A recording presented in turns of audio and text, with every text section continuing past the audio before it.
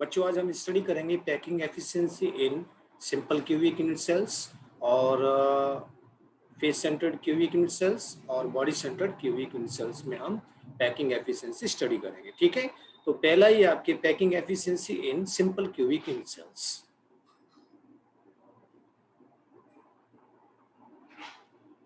Packing efficiency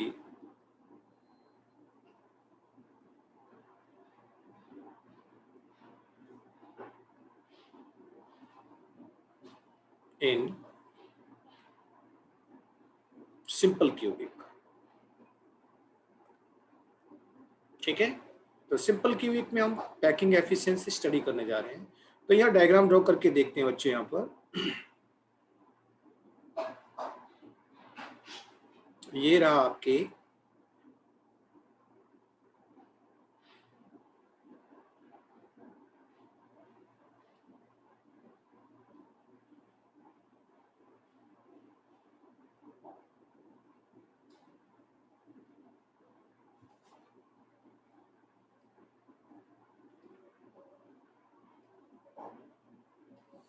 ये आपके कोई सिंपल क्यूबिक है जिसमें यानी कि कॉर्नर पर जो कॉन्स्टिट्यूएंट पार्टिकल्स हैं वो इससे से अवेलेबल है।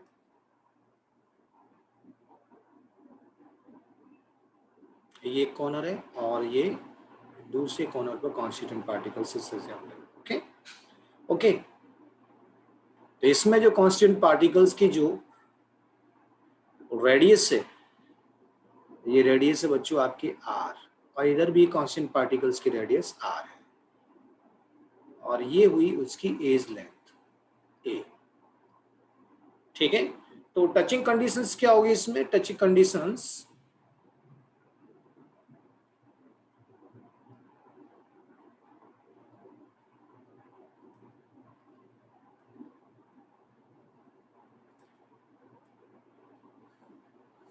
ए इक्वल टू आर, क्योंकि जो एज लेंथ है वो यानी कि यहाँ पर क्या है, 2r के इक्वल होगी, या फिर r इक्वल a/2 हम यहाँ पर लिख सकते हैं। पैकिंग एफिशिएंसी का फॉर्मूला होता है, packing efficiency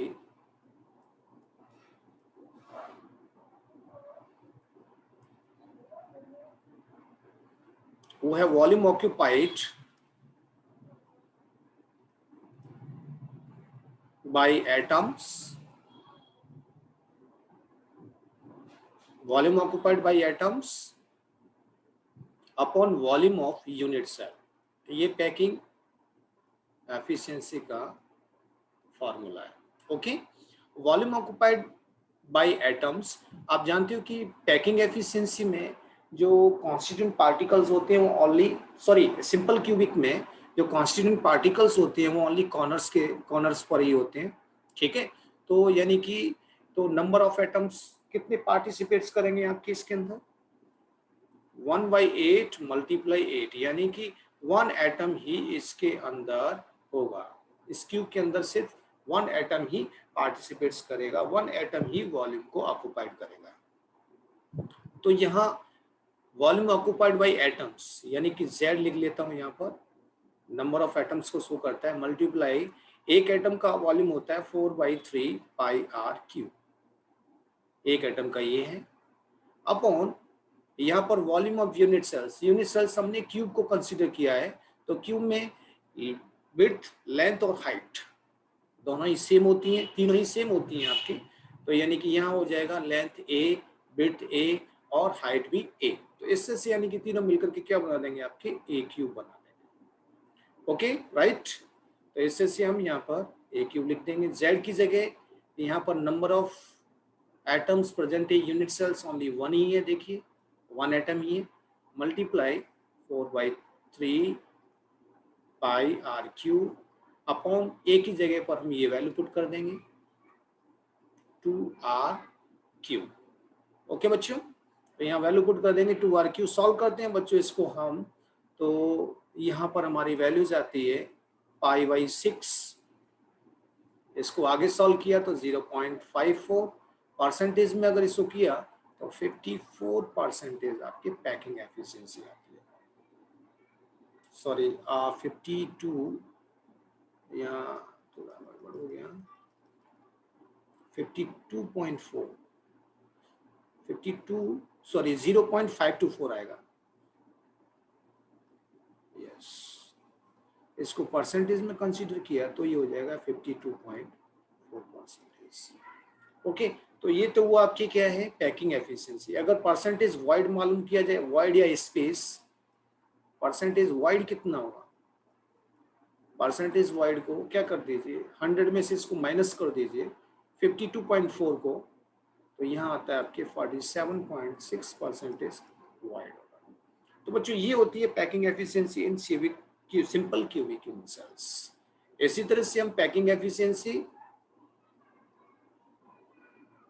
PE in body centered cube,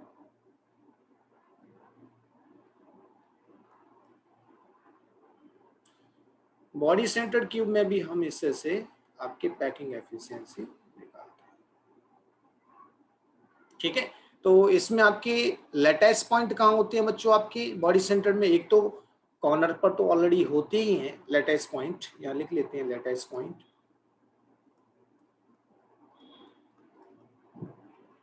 already study कर चुके हैं हम वैसे। लैटिस पॉइंट होते हैं एट कॉर्नर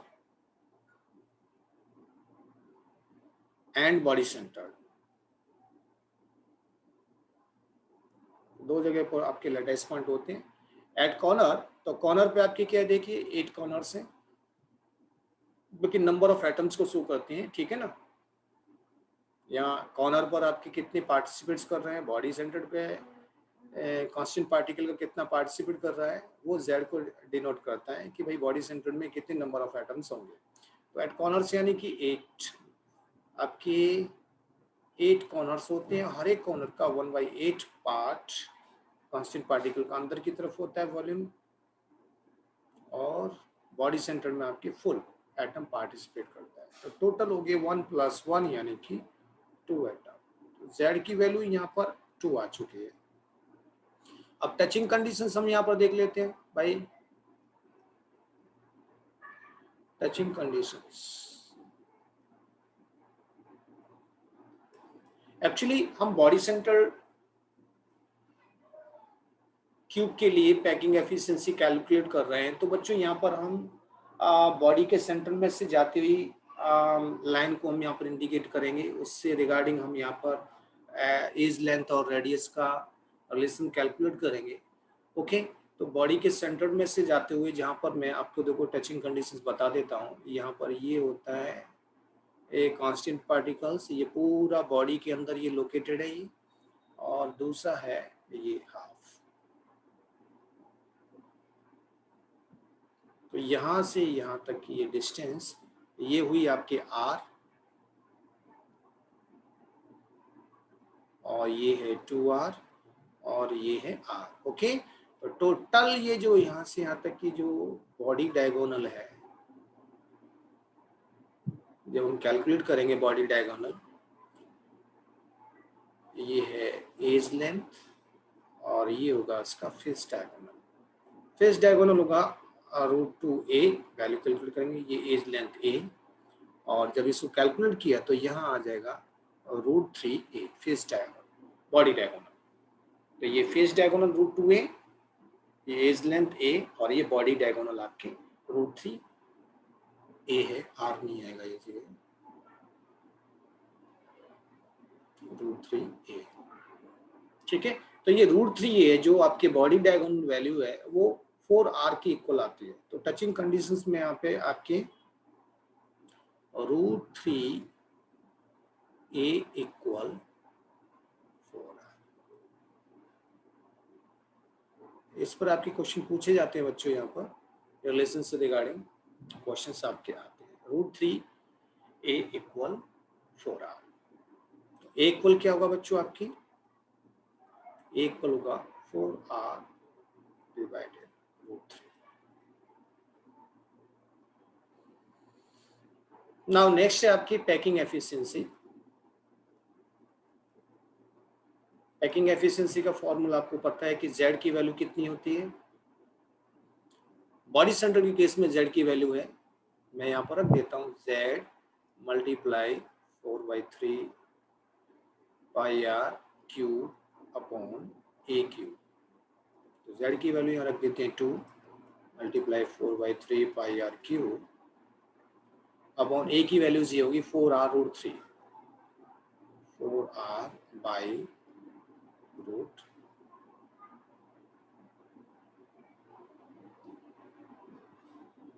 3 का होल क्यूब। ओके, ये वैल्यूज आती है बच्चों आपकी। जब इसको सॉल्व करते हैं अपने तो √3/8 पाई आएगा। ओके, आगे इसको सॉल्व किया तो 0.68 या फिर 68% आपकी पैकिंग एफिशिएंसी आती है। अगर वॉइड निकालना है मुझे परसेंटेज वॉइड, तो 100 में से माइनस कर दूंगा बच्चों इसको, और 32% मेरा यहाँ पर परसेंटेज वॉइड आएगा। ठीक है बच्चों, तो ये बात हुई आपके packing efficiency in body centre. Now third है आपके, इसको सेकंड नंबर दे देता हूँ, पहला वाला ये फर्स्ट,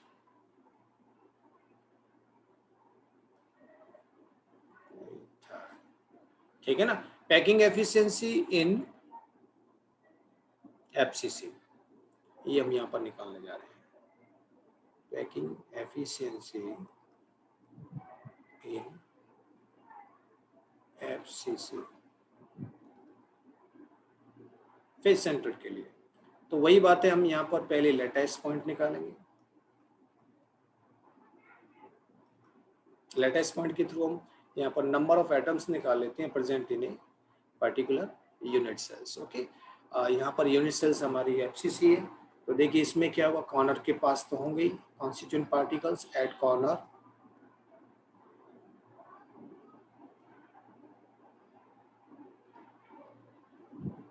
एंड फेस के सेंटर में भी होंगे कॉन्स्टिट्यूएंट पार्टिकल्स। कहाँ होंगे आपके, फेस के सेंटर में भी होंगे आपके। ठीक है, तो कॉर्नर पर है, तो कॉर्नर पर है तो 1/8 मल्टीप्लाई 8 प्लस फेस के सेंटर का 1/2 पोर्शन ही अंदर होगा क्यूब के। कितने फेस हैं, 6। आगे सॉल्व किया इसको तो 1 + 3 यानी कि 4 एटम्स। तो यहाँ 4 एटम्स आपके आते हैं। अब निकालते हैं यहाँ पर टचिंग कंडीशंस। तो अब इसमें जो डायगोनल यूज करेंगे वो फेस का यूज करेंगे। बॉडी सेंटर में बॉडी डायगोनल यूज किया था, यहाँ पर हम यूज करेंगे फेस डायगोनल। ओके, तो टचिंग कंडीशंस यहाँ लिख देते हैं। टचिंग कंडीशंस, तो देखिए ये कोई मान लो क्यूब का फेस है, ये मैंने फेस ले लिया ये। ओके, ये उसका फेस डायगोनल है, ये वाला, यहाँ से ये कॉर्नर और ये कॉर्नर। ओके, तो यहाँ पर देखो कॉर्नर पर तो ऑलरेडी पार्टिकल्स है ही, कॉन्स्टिट्यूएंट पार्टिकल्स ये कॉर्नर पर अवेलेबल है। ठीक है, ये कॉर्नर पर है, ये बच्चों आपके एक सेंटर में है और ये आपके कॉर्नर पर है। ठीक है ना, तो ये हुआ इसका फेस डायगोनल।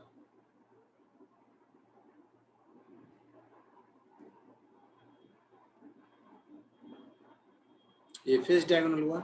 इसमें देखिए ये आर रेडियस आ रहा है, ये हो गया आपकी 2r और ये हुआ आर रेडियस। ठीक है, तो देखिए आपको ये पता है कि ये है एज लेंथ, यहाँ से यहाँ तक, और ये। तो यहाँ पर पाइथागोरस थ्योरम यूज करेंगे तो ये ए है, ये ए है, तो ये वाली क्या होगी, √2a होगी बच्चों।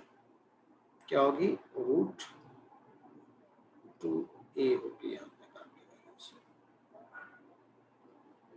ये जो वैल्यूज होगी यहाँ से यहाँ तक वो क्या होगी, यहाँ से यहाँ तक √2a होगी फेस डायगोनल वैल्यू। तो यहाँ पर रिलेशन आपके जनरेट होता है √2a = 4r, ये आपके रिलेशन आएगा बच्चों। आगे कैलकुलेट करते हैं इसको,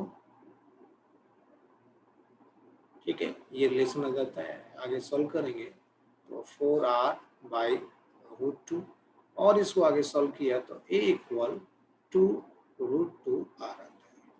तो ये जो स्टार लगा लेते हैं यहाँ पर, ठीक है, क्योंकि वो पूछ लेता है आपसे कि एफसीसी में अगर रेडियस कांस्टेंट पार्टिकल की रेडियस गिवन है तो एज लेंथ बताइए, एक पूछ सकता है, या फिर एज लेंथ दे देगा आपको और रेडियस पूछ लेगा, ठीक है। नहीं तो वो डायरेक्टली आपसे फॉर्मूला भी पूछ सकता है।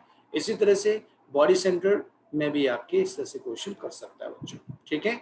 नाउ अब है इसमें पैकिंग एफिशिएंसी। पैकिंग एफिशिएंसी करेंगे तो फॉर्मूला वही हमारा Z multiply 4/3πr³ packing efficiency equal Z multiply 4/3πr³ upon a³। ये अपने फॉर्मूला है। तो z की वैल्यू रख देते हैं बच्चों हम यहाँ पर। z की वैल्यू कितनी है देखिए 4 है, तो 4 रख दिया, मल्टीप्लाई 4/3πr³ अपॉन यहाँ हम लेते हैं आपके a की जगह पर क्या लेंगे और 2√2r, 2√2r, ओके। अब इसका होल क्यूब कर देते हैं बच्चों। इसको सॉल्व करते हैं तो हमारी वैल्यू जाती है π/3√2, ठीक है। और इसको आगे सॉल्व किया तो 0.74 आता है और इसको परसेंटेज में लिया तो 74% पैकिंग एफिशिएंसी हमारी आती है। परसेंटेज वाइड निकालेंगे तो 100 में से माइनस कर देंगे 74 को, तो हमारा यहाँ पर आता है आपकी 26% वाइड, ठीक बच्चों। तो इससे से आपकी यहाँ पर ये पैकिंग एफिशिएंसी हमने निकाली। यहाँ पर आपके एग्जाम में पूछा जाता है पैकिंग एफिशिएंसी इन एफसीसी और पैकिंग एफिशिएंसी इन बीसीसी आप निकालिए, ये आपसे क्वेश्चन किया जाता है बच्चों। तो इसको अच्छी तरह से कर लेना बेटा यहाँ पर, तो अच्छा रहेगा। एक क्वेश्चन करते हैं बच्चों हम यहाँ पर,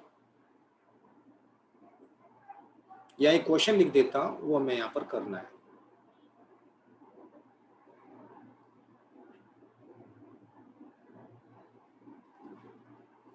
एक क्वेश्चन है आपकी कि ए solid is consist A, B and C type atoms, ठीक है ना। कोई सॉलिड है और उस सॉलिड में A B C type atoms हैं, ठीक है। तो if A occupy corner of cube, यानी कि जो ए एटम है वो क्यूब के कॉर्नर पर है, बट वन कॉर्नर मिसिंग। तो ये भी बोल दिया उसने कि but one corner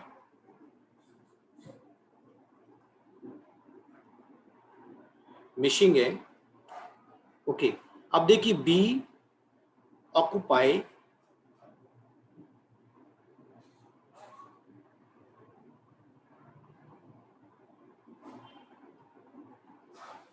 face centre,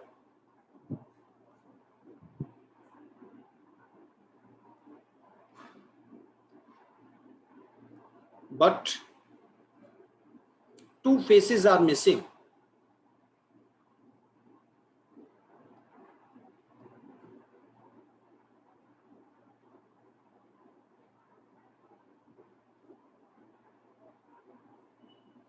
but two faces are missing and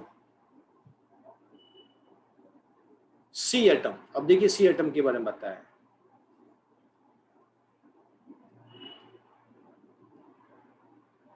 C occupy body centre,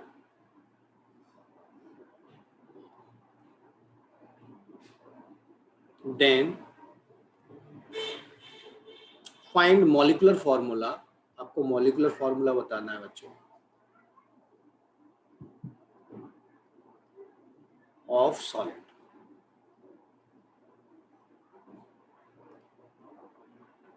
ठीक है बच्चों, तो देखिए हम इसको वन बाय वन यहाँ से स्टेप बाय स्टेप रीड करते हैं। क्योंकि कोई एटम है, एक कोई सॉलिड है जो कि एबीसी टाइप एटम से मिलकर बना है। If A occupy corner of cube, ठीक है, जो ए एटम है वो क्यूब के कॉर्नर पर अवेलेबल है, बट वन कॉर्नर मिसिंग, एक कॉर्नर क्या हो चुका है, मिस हो चुका है बच्चों। तो क्या बताइए, तो बताइए कितने कॉर्नर पे होगा? 7 कॉर्नर्स पर ही आपके ए एटम्स होंगे कि नहीं होंगे? ठीक है, तो यहाँ पर हम लिख सकते हैं ए के लिए लिख सकते हैं, तो एक यहाँ पर है कॉर्नर, हर एक कॉर्नर पर है जिसमें से एक कॉर्नर मिस है। तो 1/8, एक कॉर्नर का 1/8 पोर्शन ही एटम का क्यूब के अंदर होता है, ठीक है ना। लेकिन हमारे पास कितने कॉर्नर पर कॉन्स्टिट्यूएंट पार्टिकल है? 7 पर, तो इसके लिए तो हो गया 7/8, ठीक है। तो ए एटम्स का पार्टिसिपेंट्स कितना है? 7/8। अब हम बी कहां पर है बच्चों? आपके फेस सेंटर पर, but 2 faces are missing, 2 faces miss हैं, टोटल 6 होते हैं। हर एक फेसेस का 1/2, जिसमें से सिर्फ 4 ही फेसेस आपके हैं, अवेलेबल है। तो कितना हो गया बेटा यहाँ पर? 2, ओके, 2 2 जा 4। इसी तरह से सी के लिए,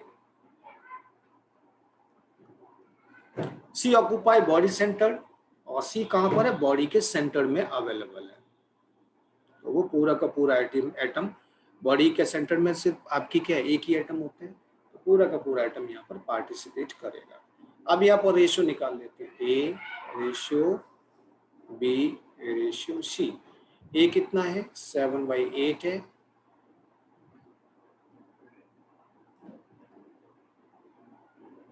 सेवन बाई एट, और बी कितना है? 2 है, और सी कितना है? 1 है। ओके, इसको सिंपल रेशो में लिया जाए बच्चों, तो यहाँ पर देखो मल्टीप्लाई कर दीजिए, 8 का मल्टीप्लाई कर दीजिए, कितना आता है? तभी आपके सिंपल रेशो में आया कि नहीं आएगा? ये 7 ऊपर 2, 8 का मल्टीप्लाई कर देते हैं, तो 7 हो गया, 16 हो गया, और ये हो गया 8 हो गया। तो यहाँ पर जो मॉलिक्यूलर फॉर्मूला होगा वो क्या होगा? A7, B16 और C8। तो ऐसे से हम सॉलिड्स का मॉलिक्यूलर फॉर्मूला कैलकुलेट कर सकते हैं, ठीक है ना, इनकी मदद से। ओके, नेक्स्ट लेक्चर में मिलते हैं बच्चों नेक्स्ट टॉपिक के साथ। Thank you very much.